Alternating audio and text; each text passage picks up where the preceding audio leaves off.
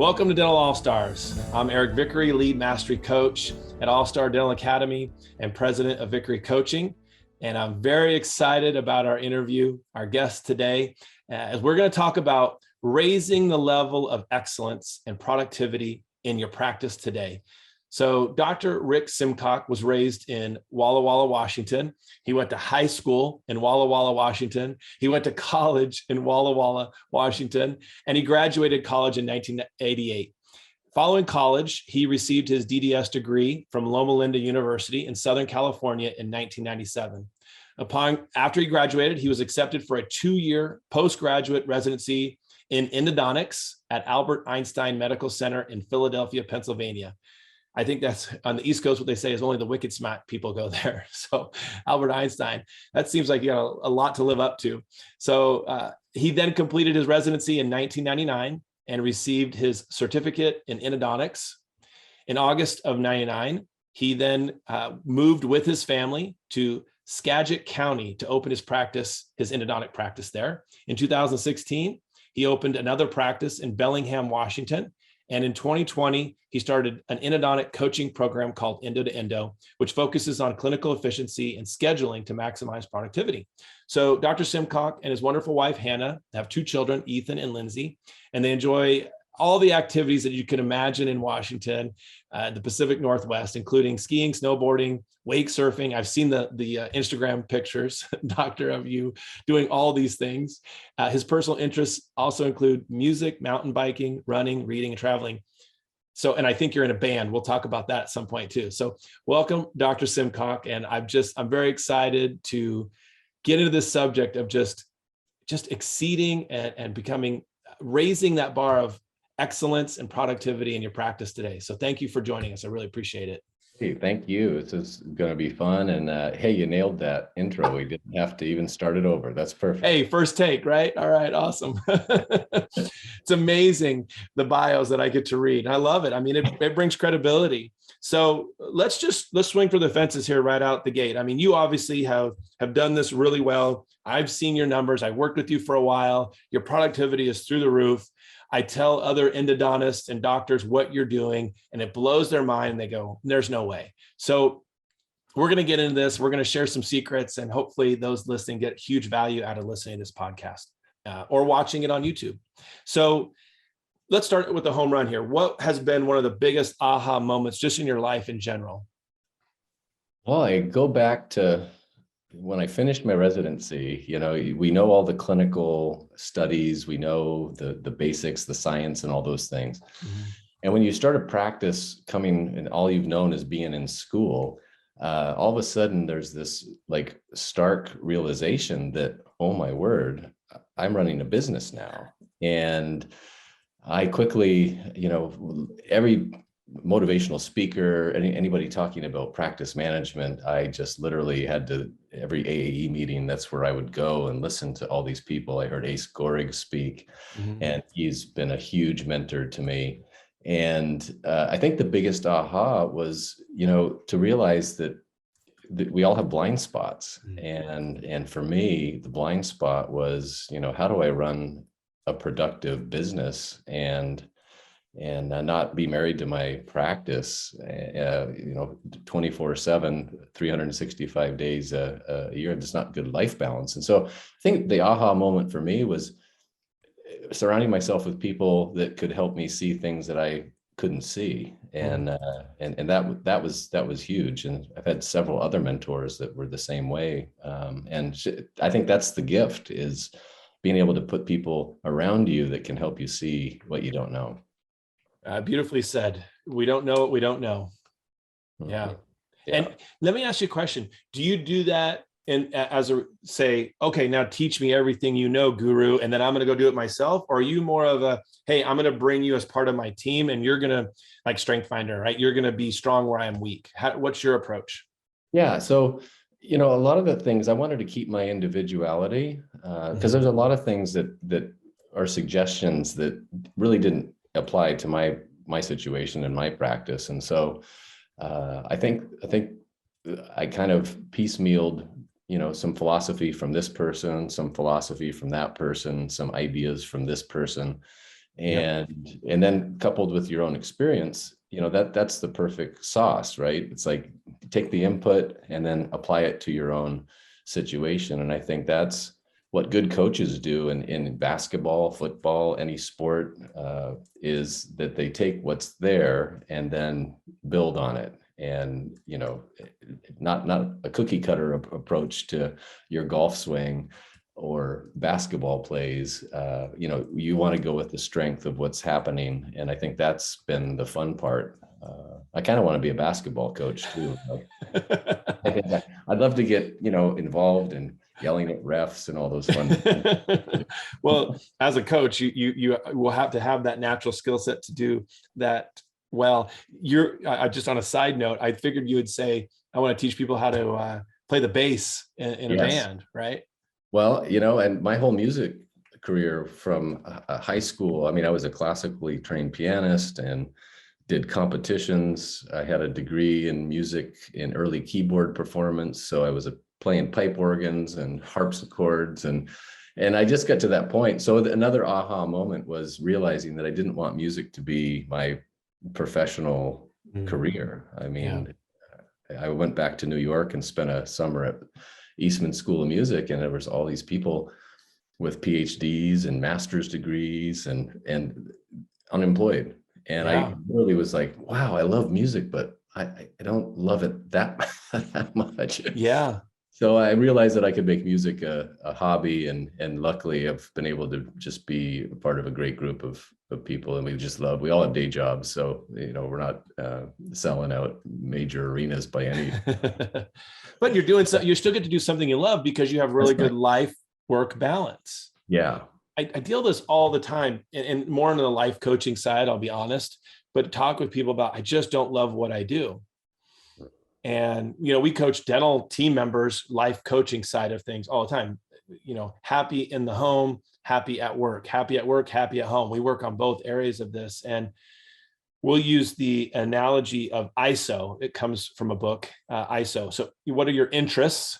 I really love music. What's your skills? Am I good at it? Yeah, skills. Opportunity. Oh, there's not really work out there for that. So ISO, the circles overlap. What are your interests? What are your skills? What are your opportunity? And a lot of times people go, I'm really good at this job, but I don't love it.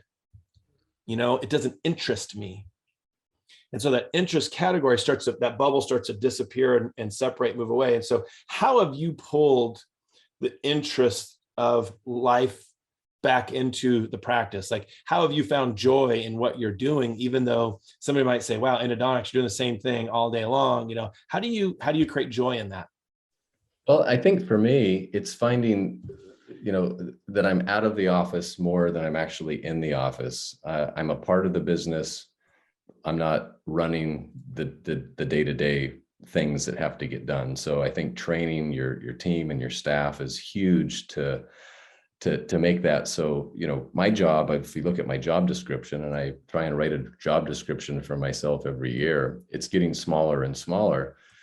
I like to lead the team, like to sketch the picture. And then I want my team to color that picture. And if we need to, switch colors or switch vibes, that's something that I want my team to do. So for me, having time out of the office allowed me to feel free. It allowed me to feel like, wow, I've got extra days here. I want to start playing, more music. Yeah.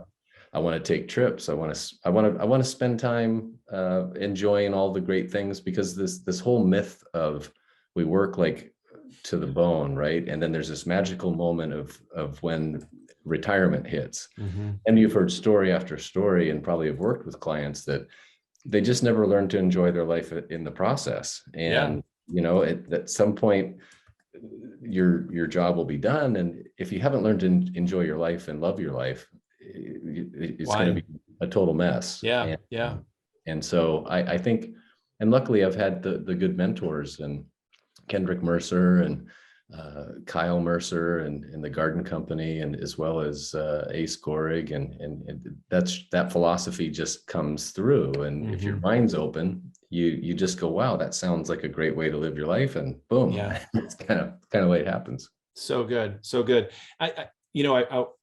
reminded back into North Carolina about, I don't know, 15, 16 years ago. And I had this almost same conversation, but on the opposite side of it with a dentist, pretty successful dentist who had gone back to school after being in finance and knew the numbers, knew the business, but just wasn't happy.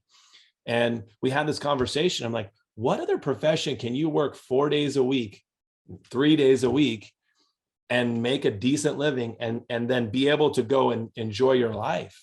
Now it's finding out how you do that job well, 4 days a week, to fall in love with it, right? Create the opportunity, create the skills, and then the interest will follow. So what have you found is your balance with number of days you work so that you get to enjoy things and still make a decent living? How has that worked for you? What have you discovered?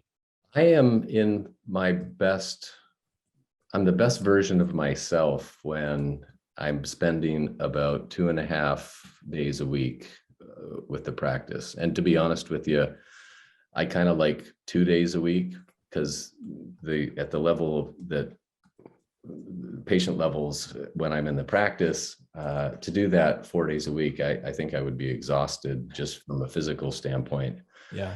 So my jam is to be in the office 2 days a week with patients, and then devote a half day a week to do team building, to work on skills with the staff on things that I want them to take over, and constantly keep creating that situation. And then when you bring new employees on, that probably goes to 3 days a week, because you just really want to keep sharing what you want. And so, but and that's why having an associate is so important, is that I don't really want to work 5 days a week, and I don't think anybody should do that at the pace and the energy that we do. So I can hear it. People listening right now, just going, what are you talking about working 2 days a week? How do you do that? How do you make a living? How do you afford the beautiful art behind you, right? Working 2 days a week. So what's your secret? What's your mojo then?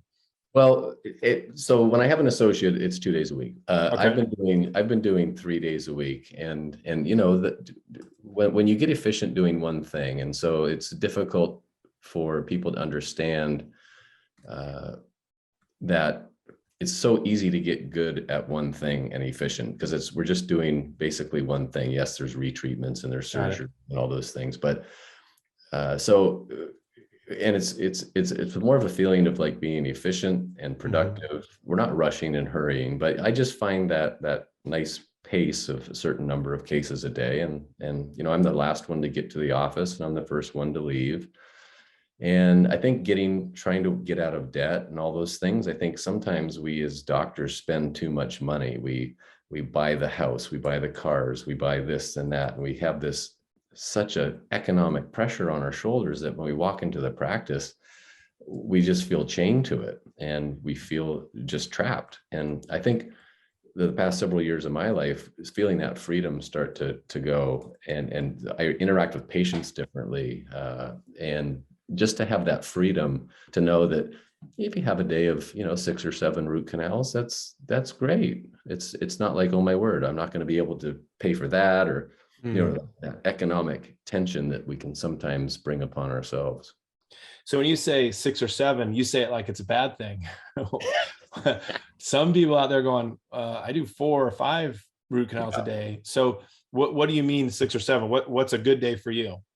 Well, my favorite number of cases is probably 11 to 12. That is, and we just train our referring dentists, and they train us, and we just really want that close relationship. So when they have a patient in their chair and needs a root canal, we want them to call us, and so we always save time in our schedule for certain docs. And I had an opportunity to speak with some general dentists in California, and I said, hey, find your specialty team, and tell them what you want. And because sometimes endodontists get the feeling that this referring dentist sends a few here, a few there, a few to this one, and I said, whoever has the next opening.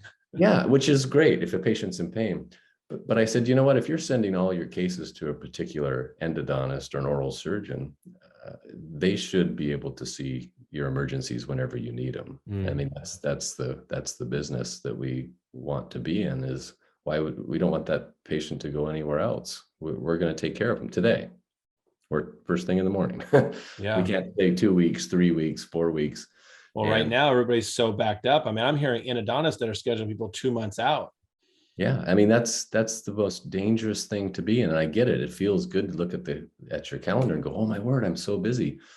But we don't like to be booked out more than two days. Yeah, it actually increases the chance of cancellations and no-shows when you're booked out that far in those sorts of situations. So that motivation lasts 7 days. So here's my next question that I hear people out there thinking right now.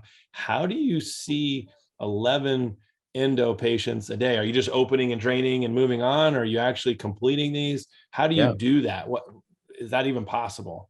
Well, first off, I guess I've always kind of had this idea that clinical efficiency is the backbone of everything. And if it takes you 2 hours to do a root canal, I guarantee there's things that could be changed, adapted, adopted, let go of that you're doing, that it just doesn't make sense to be that long with a patient. And first thing is always excellence in care, and the patient comes first. And so, but we have just gotten to this pace with the technology that's available to us now, that there's really nothing to do past a certain amount of time. The tooth is clean, it's ready to be filled. And yeah, there's a few cases that we can't single visit like that, but patients want to just come into the practice, get the root canal, and go on their way.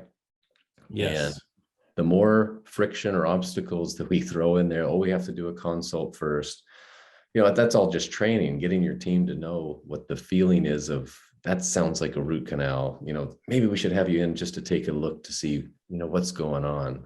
But my team is just so great at just knowing what the symptoms of a root canal are. And I spend a lot of time with them on that to make sure, because it makes my life easier. So I don't have to always be seeing consults all the time. So, but yeah, it's single visit, start to finish. And Amazing.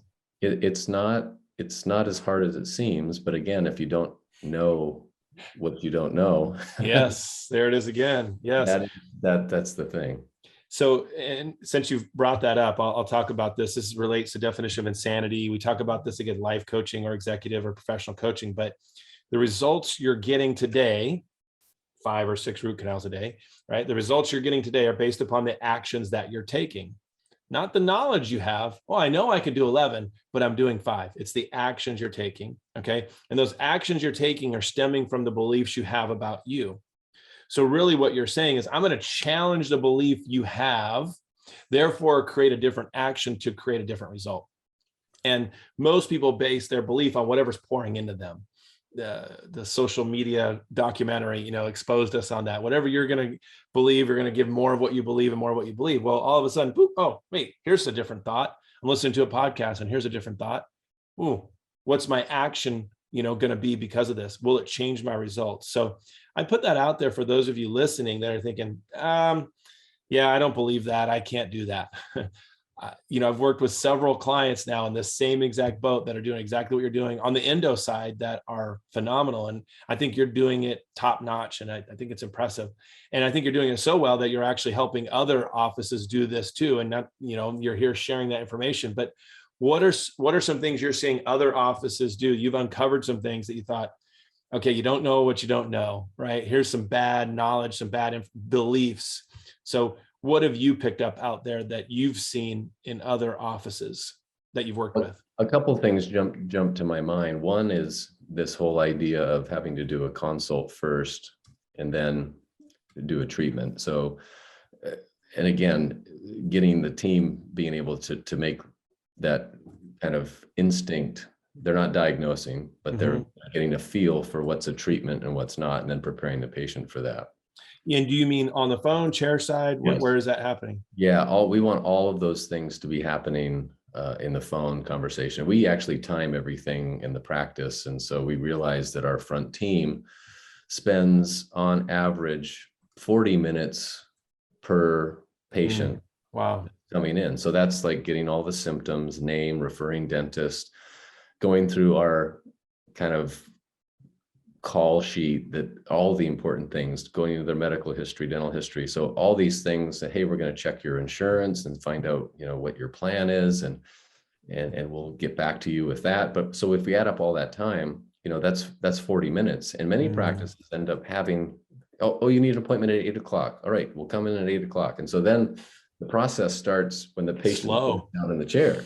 Now it's molasses. Yeah, now it is a 2-hour appointment because Yeah, you've got to call insurance, you got to talk fees. The patient might decide they don't want to save their tooth. Yep. And you just wasted a lot of important time, and we can't get that back.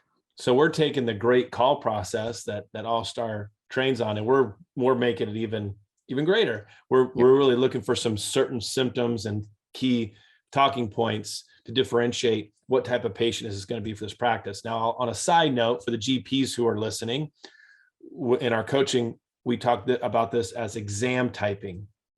And especially if you have multiple doctors, who's going to be doing what? And this is a phenomenal system, just like periotyping, but we can exam type somewhat on the phone. But then you have a team member who can complete that exam typing in the practice. So we're not wasting hours of doctor time and being so inefficient with new patients.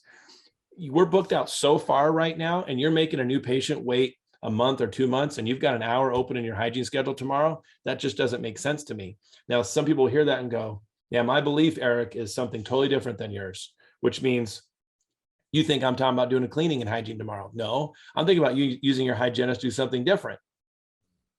Now, guess what I'm going to ask you next? So you have a hygienist as an endodontist in an endo practice. Tell us about that. Oh my word.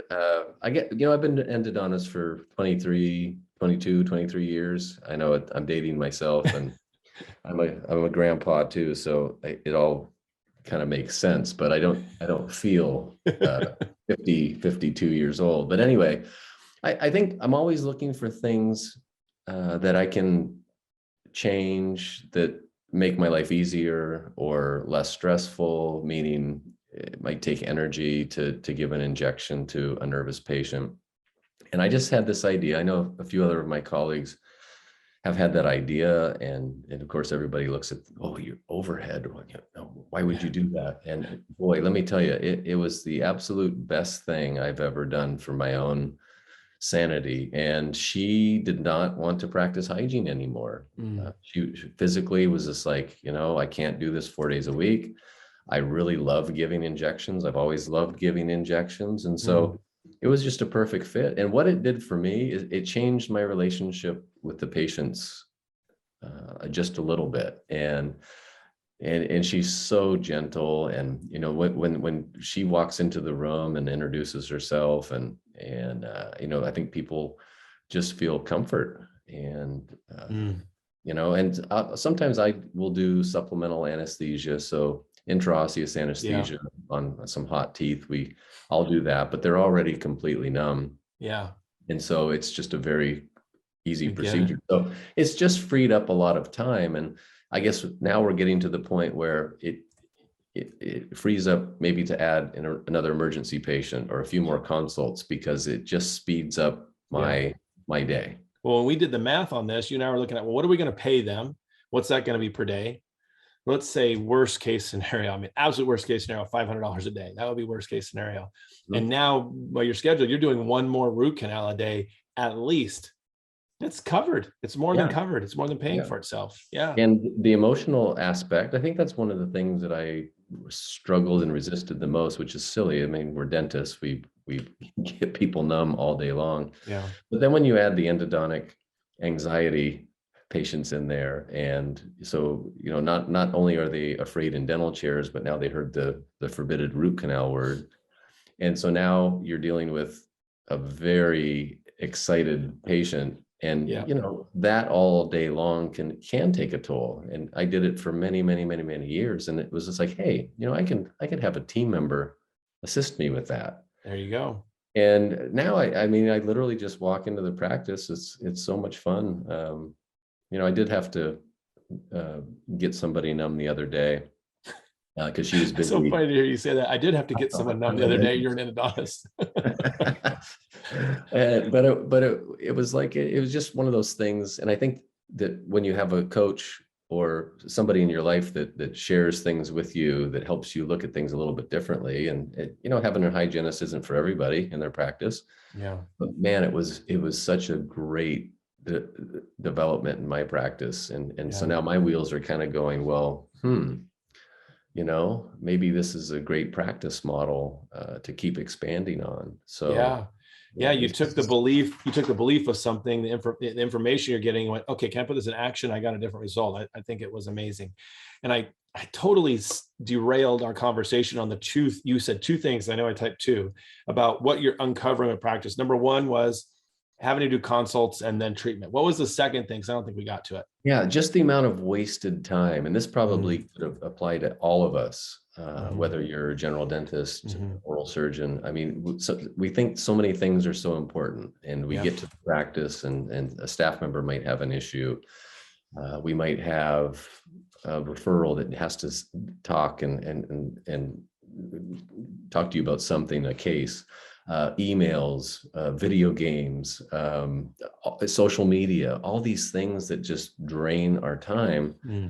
And, I kind of like the lawyers that are patients, because they know what time they sat down. And as soon as you're done, they're looking at their clock and they're going, okay, I understand the business here.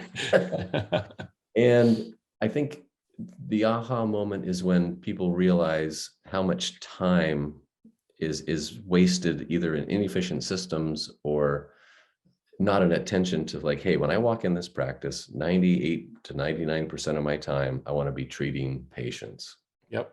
And everything else can be done by the staff. If I need to speak with somebody, it can happen when we're done with patients for the day. If it's emergency, I'd like to train my staff how to handle an irate anything, salesperson, rep. I don't need to speak with anybody when I'm treating patients, unless it's unless the building's on fire. And I probably should get up and go do something. So I think, on average, I think what we see is about 2 to 3 hours in a given 9-hour day where the dentist, endodontist is doing things that his team could be doing. Wow. And that's a lot of time every day. So I'm sure you've heard this before. Just 10 minutes wasted every day, 4 days a week for the whole year is equivalent to taking a week's vacation that year. Yeah. Just 10 minutes. So if you're wasting an hour or 2 hours a day, the inefficiency is through the roof. You want to take one more day off? Just be more efficient in the 3 that you work. Yeah. Right. And I'm reminded, my very, very first mentor, my father-in-law, who's a dentist, Dr. Bryant, he said, I want to do what I'm legally obligated to do. No more, no less. So the team is where everything happens. And so I see so many dentists. I need to talk to the patient. They need to hear me and my voice, and they need to be comfortable with me. I mean, the Mayo Clinic's pretty successful as the Mayo Clinic. I don't know who the doctors are, but they're pretty successful, So it doesn't have to be all about you. It can be about your practice. It can be about your team. And I love that mentality. Now, the rubber meets the road with the doctor being, you can't have a great team and a schmuck for a dentist, come in and ruin it. It's all got to be synergistic. It's got to be equal. It's got to be working together. Is that fair? Yeah. And I always like, I do provide the root canal treatment. Yes. I'd love to get that in somebody else's hands, but no. How do I do root canals without having to do root canals? That's the next question. Yeah. Just think about it really hard and concentrate. It'll just happen.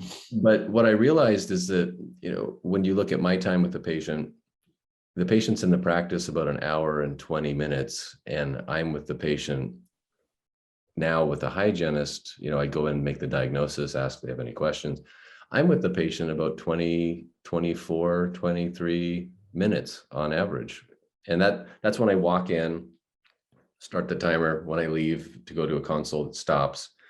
And then when I go back in, it's going. So anytime I leave the operatory. So I'm with that patient about 23 to 24 minutes. And the staff is doing everything else. So right now you're doing molar endo on number 2. You're telling me 20 minutes, you're done. Yeah. Oh, as far as the clock goes, it's Yeah. only a 40-minute procedure. So I go in, make the But diagnosis. your time to do My it. time. My Wow. time. I make the diagnosis, and as you know, there's endodontists and dentists in general that can take a half hour. I used to do that. I used to want to tell them all the cells that were involved and the clinical diagnosis and all these things. And I think the more I've done this, and the more I see patients, how they react and feel. I talk to patients very conversational. It's like, Yeah. you have Keep it some simple. options here. Yeah. And I leave the room, and then the hygienist goes in, gets them numb. Then the assistant tests the tooth to see if they're numb or not. They are. The rubber dam goes on, and then now I'm in, and we go. It's And amazing. yeah, and again, it's easy to get really good at one thing. And I think what I've noticed with the referral group that sends us patients, they do the same thing in their practice. They're not trying to do implants and oral surgery and endo and pedo and all these things. They've limited their practice down to what they love to What they do. love to do and what they're good at. ISO. Yeah. Yeah, aesthetics, Mm-hmm. veneers and full mouth cases and all those things. That's what these guys light up. They don't want to worry about a toothache. They have, Mm-hmm. they have an endodontist to send that to. So, and I see that one dentist shared with me that when she stopped doing root canals, so she was one that would open teeth, send it, and if she could get it done, she would, complete the case. But she was always frustrated, just hated endo, but felt like she needed to do it to keep it in house. And she realized that when she stopped, she said, "Get rid of all my endo stuff, get it out of the practice." Her production went up 30% the full year that she was not doing that, because now she had time to do the crown preps that Things we that were she was doing. good at. That's right, that we were doing the root canals on. Yep. And it was just freed up a lot of time for her, and I thought that was great. I'm glad she shared that, because I always thought that the viewpoint was that if I refer something out, I'm You're losing losing production. income. Yep. But when you look at it from the patient's perspective, they really enjoy efficient treatment. And This is where the hidden gem of verbal skills comes into play. I mean, your emotional intelligence, your ability to communicate effectively with patients in a simple way that doesn't waste time. You can, quote, sell a case in 1 minute and unsell it in 3 minutes. Why are you still talking? yeah. Right? Yeah. Yeah. And so we do a lot of verbal skill training with your team. Of course, we do verbal skill training everywhere on phone skills, great call process, on preventing cancellations, talk about an inefficiency, and of course, case acceptance. That's really our niche, in helping people resign from insurance and all these sorts of things, and being more productive and profitable in a fair way. We're not trying to gouge anybody or overcharge or manipulate or do anything without integrity. The goal is to create a win-win environment, and then patients and practices start referring to you. That's the amazing thing. When they do such a great job, it just positivity begets positivity, right? Yeah.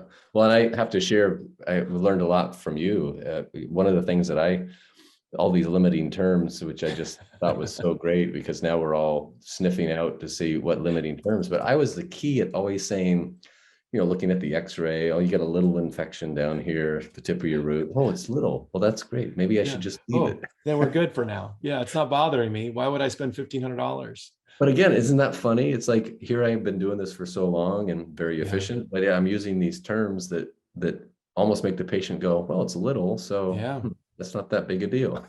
You'd be surprised at how long the list of limiting terms is when you really understand what they are and how to diagnose and identify them. You're subconsciously using them. You don't even realize it. Yeah, no, and it's really great awareness to say, how I'm saying things has an effect, and choosing words carefully. We call it framing. Yeah, call it framing. Absolutely. Yeah, that's good. So thank you for that. Yeah. What else would you say, hey, this is one thing I really want to share with people out there, to give some, just give them a few nuggets on how to take this, what they're listening to, what they're watching, and say, all right, I'm going to improve my practice just by listening to Dr. Simcock here. What's something else you want to share with them? Well, I think one of my favorite things is to make sure that everybody that you surround yourself with, whether it be friends, your partner, your team, everything needs to kind of support what you're doing. To have relationships that aren't working, to have staff that you're frustrated with daily, yet it's like, well, it wasn't that bad, I'm just going to go home. And that's energy that's pulled out, and they feel it, you feel it, and then at some point that rustiness in that relationship ends up exploding in not good ways. And I just always want people to know that we can create whatever we want, and with your team and with your your staff on a daily basis, we're always talking about what we want. I want to feel great when I come into the practice. And if you can pick 2 or 3 words that kind of encompass how you always want to feel, it kind of makes the decisions easy on, well, if I want to feel great every time I walk into the office and I'm running into Mary and she doesn't feel great and it's kind of heavy and there's, all these things that are kind of cropping up, you can let that person go just because it doesn't feel great. And you don't really have to have reasons. And I know everybody wants to, have to document things, and certainly certain things need to be documented, but really when it boils down to it, it's okay to change your team and create whatever you want. And Yeah. you're the owner of this. Yeah. And Some people listening, yeah, it's your call. Some people listening to this might think, oh, he's had his team they've trained them for years and years and years of this, but you've gone through the team changes just like anybody else has, right? I went through, I'll still remember the day, January 4. Yeah. I had, I think, 10 root canals that day. And at the end of the day, I had to let 4 people go. And it was, not the best feeling in the world, but once that moment was done, I was the most liberated and the happiest, just like, and then of course the chaos was like, oh my God, what do I do now? Now figure it out, but yes. Yeah, now figure it out. But never being afraid of change, I think is the key, because you never know what opportunities on the other side, whether change happens outside of your control or whether you choose to make a change. You never know what's on the other side of that. And right now my team feels so great, and that could change. And we're never locked in, but there's a movement with them that is really exciting to me, and I love empowering them to have a career in this business. Yeah. And you made the right decision when, after those team member changes happen, the rest of the team goes, oh my gosh, thank you so much. I was wondering if you're going to ever do that. I just got off the phone with a client right before you in Pennsylvania, and she's going, I said, well, what's the repercussions from letting that assistant go? And she goes, nobody said anything. Everybody was really positive and happy, moving along. And it's like, the one surefire way to continue to lose great team members is to keep the negative one on board. And you said something there, and I don't remember where I heard this quote, but opportunity only lies on the other side of risk. There's always going to be risk involved with something worth it. And so we have to understand, and it's not just crazy risk, out of control risk, but it's calculated risk. It's like and you talk to your mentor, you talk to your colleagues, you talk to your coach about these things, and you figure it out and you plan it out and you go for it. You, on the other hand, we talked a couple of weeks later, you're like, yeah, this happened. Yeah. Oh, by the way, hey, how come I'm not hearing from so-and-so? So, and I'll also say this, you mentioned this fear thing. So many people, so many people live in an approval addicted mind frame. They're trapped in that mind frame. Approval addiction is a very, very real thing. And it is something that you can overcome. It's something that I've worked through over the last 2 decades in my training and what I train leaders on and doctors on and team members on. And if you're living in fear about a decision, that's not right. That's not healthy. That has to be navigated. Why do you fear that? Simple things. Restrictive insurance. I'm living in fear of restrictive insurance because I'm worried about what's going to happen if I make this change. Well, one of my mentors, John Maxwell, he doesn't know it. He doesn't know it, but he's one of my mentors, right? He really talks about risk and growth and the comparison and how you weigh that out. And you really aren't going to get growth without risk. It just doesn't happen. And so your mind is talking to you. Your approval addiction is talking to you. What is it saying? Are you paying attention to those words? Oh, you could never do that. You could never do 11 root canals in one day. You can never be free of restrictive insurance. Those are the things that we got to decide. What voice are we feeding here? And if it's the fear voice, that's going to always suppress you into the level of which you can achieve. It's going to hold you back. But if you can always go back to the old way of doing things. You can always go back, right? And I love that, because, it really does come down to being able to let yourself off the hook and just look at this as just, I'm gonna try this now. Yeah. And give it full force. And if that doesn't work, failure is just this idea that we put in there. And if you're a type A personality or a perfectionist background, fear is a killer. Yes. Absolutely a killer of creativity and possibilities and all those things. And so, focusing more on excellence, excellence means I can drop things, make a huge mess. And it's how we pick that up and keep moving. And so I've always wanted to coach my team that we want to be excellent. We're never going to be perfect. That's just the rule. But fear is something, to really look at, and really to step through fear. Like, I was afraid of letting those 4 people go.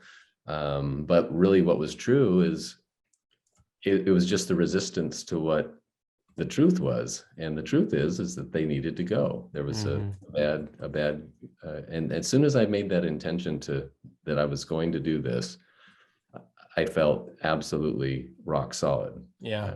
It still wasn't easy to change people's lives like that, but they needed to go. And they'll be happier somewhere else. They'll be a better fit somewhere else too. There's also that side of, hey, you might also be doing someone a favor where they have a success story on their own, and they may not feel it right now, but they will be. And I've been a part of that. And it's no fun. That's not what we're suggesting here is the answer. Although I will side plug All-Star hiring services. Yeah. Contact All-Star Dental Academy if you need to hire. We're doing a phenomenal job at finding people for dental offices all over the country. So that is the only way to go. Mm-hmm. Why we as dentists think that we're HR departments and can go through the applications and resumes and figure out who's what and what, give it to somebody to do, and they give you 2 or 3 resumes and you're going to love each of them and just pick a personality you like. So absolutely. Highly recommend that. Yeah. So you've inspired me to remind me of some sayings that I love. So life experience is a great educator, only occurs in growth if you evaluate it. You cannot just have life experience, running the brick wall. You have to actually take a step back and say, why am I running this brick wall? And you got to change and adapt. So I love that. The second thing is, I'd also say that I'm reminded of is there are plenty of successful people who've had people around them that didn't believe in them. But there are no successful people who didn't believe in themselves. And that goes back to the approval addiction and feeling confident in yourself and knowing that, hey, I believe that I can make a difference in this. Does my team believe it? Are they on board? My patients see that confidence in me, or do they see somebody who's self-doubting all the time? Because that's going to create wavering. It's going to create doubt. It's going to create a tumbling effect. You want to be moving upwards. Growth is a constant incline. There is no coasting. There's no, oh, I made it, I'm just going to relax now.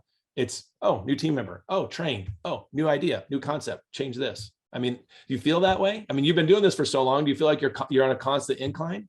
Yeah. And I guess I just made the decision a long time ago, and I can get tripped up on anything, but we're humans. But I made the decision a long time ago that I just didn't want to feel tension, fear, or being upset in the practice.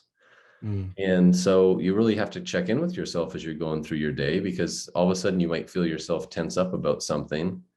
But if you don't have that awareness, you just carry that tension into the next one, and then something else happens. And pretty soon by the end of the day, we're so exhausted that we just can't wait to get out the door. And what I think is great is just to be aware of how we're feeling why are we taking this so seriously? And that moves, and then you transpire that into your culture guide.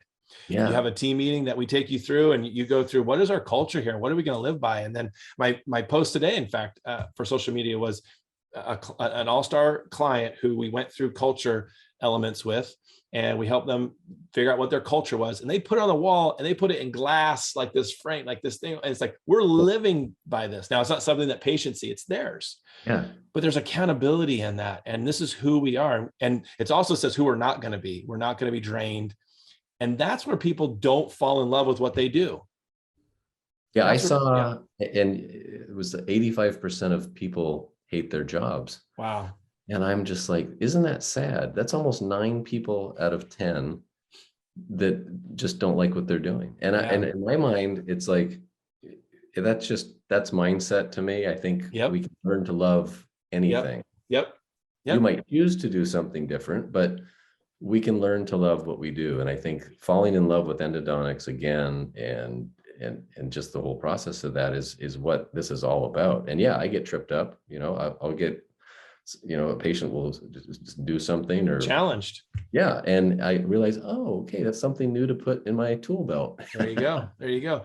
That the competition might challenge you, motivate you. It shouldn't frustrate you. Right. And I mean, we see it all. You said it, people love animals. They love their animals. They love their stepchildren. They love their adopted children. They even love their biological children. Your spouses. I mean, we learn to love things. And I'll say this, when you love your team, it is a verb. It is an action. You are loving them. When you love what you do, right, it's now a belief. It's now something that you're telling yourself to do. It's a status. It's a state of being. So those are two different things to think about. Love has some different ways to go, but I'm going to be loving to my team. I'm going to love what I do. Define what that looks like, create your vision, and then go for it. And this has been really good. I really, really appreciate your time, Dr. Simcock. This is awesome. Yeah. Talk about this stuff all day. Oh, I love it. I love it. I appreciate your willingness just to help others so much. I know you do that. I know you're not just an endodontist. I know you have this in your capability. So I really appreciate you taking the time. And when you said you were willing to be on the podcast, I was super pumped. So this is great. Well, I love sitting and talking with you anytime. So that's always good. This is great. So thank you everyone for joining us and really taking the time out of your schedule to invest in yourself. And so, that All-Star Dental Academy is ready to help you. And if you're interested in anything we offer, hiring services, coaching, like we're talking about, you just email Heather. You send an email to heather@allstardentalacademy.com.